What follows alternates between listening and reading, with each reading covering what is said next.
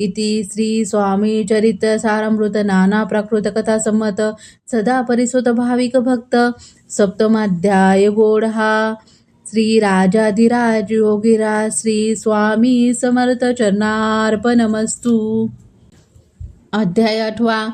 श्री गणेशाय नमः. जय जय आजी सुखधामा, जय जय आजी परब्रह्म, जय जय भक्तजन विश्रामा, अनंत वेशानंता राजे निजम सरकार, त्याचे पदरी दप्तरदार, राजे राय बहादर, शंकरराव नामक 6 लक्षांची जहागीर तया प्रती, सकळ सुखे अनुकूल असती, विपुल संपत्ती संतती, काही कमती असेना, परिपूर्व कर्म अगाध, त्या लागला ब्रह्मसंबंध, उपाय केले नानाविध, परिबाधा न सोडी, संबंध बाधा म्हणून या चैन पडे रात्रंदिन, गेले शरीर सुकून, गोड न लागे अन्न पाणी, नावडे भोग विलास, सुखोपभोग कैसे त्यास, निद्रा नयची रात्रंदिस, चिंता नळे पोळले, केले कित्येक अनुष्ठाने, तैसेची ब्राह्मण संतर्पणे, बहुसार दिदली दाने, आरोग्य व्हावे म्हणून, विटले संसार सौख्यासी, त्रासले या भोयात्रेसी, कृष्णवर्ण आला शरीरासी, रात्रंदिन चैन नसे, कोणा लागी जावे शरण, मजवरी कृपा करील कोण, सोडविल व्याधीपासून, ऐसा कोण समर्थ. मग केला एक विचार, प्रसिद्ध क्षेत्र गाणगापूर, तेथे जाऊन अहोरात्र दत्त सेवा करावी. सेवा केली बहुवस, ऐसे लोटले 3 मास, एक रात्री थयास स्वप्नी दृष्टांत झाला, अक्कलकोटी जावे तुवा, तेथे करावी स्वामी सेवा, यती वचनी भाव धरावा, तेने व्याधी जाय दुरी. तरी ते तेथेच राहिले, आणखी अनुष्ठान आरंभिले, पुन्हा तयाची स्वप्ने पडले, अक्कलकोटी जावे त्व, हे जाणून या हित गोष्टी, मानसी विचारून या शेवटी, त्वरित आले अक्कलकोटी, प्रिय पत्नी सहित. तया नगरीच्या नरनारी, कामधंदा करिता घरी, स्वामी चरित्र परस्परी, प्रेम भावे सांगती, कित्येक प्राप्त स्नाने करुनी, पूजा द्रव्ये घेऊनी, अर्पावया समर्थचरणी, जाती हाती त्वरेने. इति श्री स्वामी चरित्र सारामृत नाना प्राकृत कथा संमत सदा परिसुत प्रेमळ भक्त अष्टमाध्याय गोडहा. श्री स्वामी चरणारविंदार्पणमस्तु. इति श्री स्वामी चरित्र सारामृते अष्टमाध्याय श्रीरस्तु. अध्याय 9.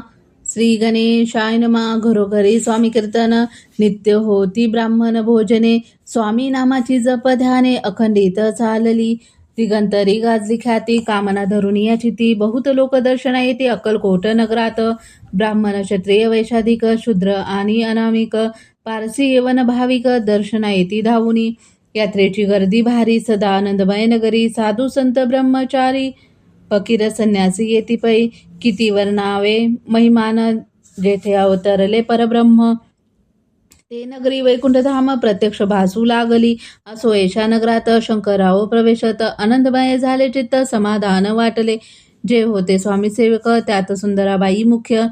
स्वामी सेवा सकळीक तिच्या हस्ते होत असे, व्याधी दूर करावी म्हणून विनंती कराल स्वामी चरणी, तरी आपणा लागुनी द्रव्य काही देईल. बाईसी द्रव्य लोभपूर्ण आनंदले त्याचे मन, म्हणे मी तुके करीन 2 सहस्र रुपये द्याल की. ते म्हणती बाईसी, इतुके कार्य जरी करसी तरी 10 सहस्र रुपयांची देईल सत्यवचन हे. बाई विस्मित झाले अंतरी, ती म्हणे हे सत्य जरी तरी उदक घेऊन करी संकल्प आपण सोडावा. शंकरराव तैसे करती, बाई आनंदली चित्ती, म्हणे मी प्रार्थून या स्वामीप्रती कार्य आपुले करील.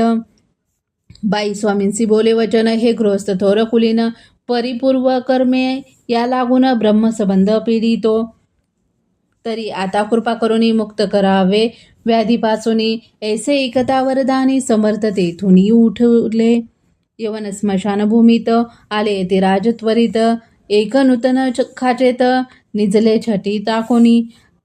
सेवेकरी शंकररावासी, म्हणती लीला करुणी ऐसी, चुकविले तुमच्या मरणासी, निश्चय मानसी धरावा. शंकररावे त्या दिवशी खाना दिला फकीरांसी, आणि शेख नूर दर्गासी एक कफनी चढविली. मग काही दिवस लोटत स्वामीराज अज्ञापित, बारीक वाटुनी निंबपत्र 10 मेरे त्यात घालावी, ते घ्यावे हो औषध, तेने जाईल ब्रह्मसंबंध. झाल्या स्वामीराज वैद्य, व्याधी पळे अपनाची. प्राकृतीची आराम पडला, राव गेले स्वनगराला. काही मास लुटता तयाला, ब्रह्मसंबंधे सोडिले. मग पुन्हा आनंदेसी दर्शना आले अक्कलकोटासी. घेऊनी स्वामी दर्शनासी आनंदित झाले. म्हणती व्याधी गेल्यानंतर रुपये देईल 10 सहस्र. ऐसा केला निर्धार, त्याचे काय करावे. महाराज अज्ञापित गावाबाहेर आहे मारुती. तेथे चुने गच्ची निश्चिती, मठ तुम्ही बांधावा. ऐशिया एकांत स्थानी, राहणार नाही कोणी. ऐसी विनंती स्वामी चरणी, कारभारी करताती. सर्वानुमते तेथेची, मठ बांधियेला चुनी गच्ची. कीर्ती शंकररावांची अजरामर राहिली. इति श्री स्वामी चरित्र सारामृत. नाना प्राकृत कथा संमत, सदा परिसुत भाविक.